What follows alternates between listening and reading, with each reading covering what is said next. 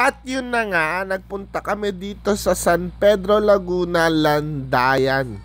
Ayun na nga, nakita natin dito ang daming magagandang pagpipilian, mga cruise at masasarap na pagkain. So pinuntahan namin tong murang bilihan ng mga hayop.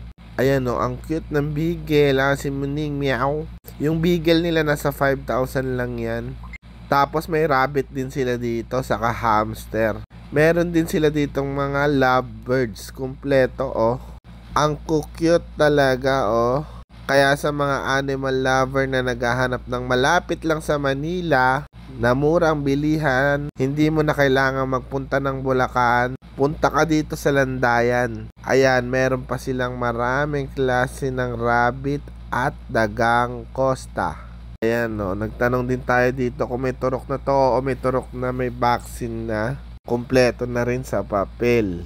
Ayan. So, si Ninong Rupert nga pala ay tumitingin dito ng mga cute puppies. Ayan, Pomeranian. May Pomeranian dito. Tulog na tulog ang baby. May black and brown. Iba't iba. Sa harap lang to ng simbahan ng Landayan. So, pasok lang kayo, yung tapat ng court, makikita niyo si Kuya. Andun kasama niya yung mga cute na pusa at aso. See you next vlog!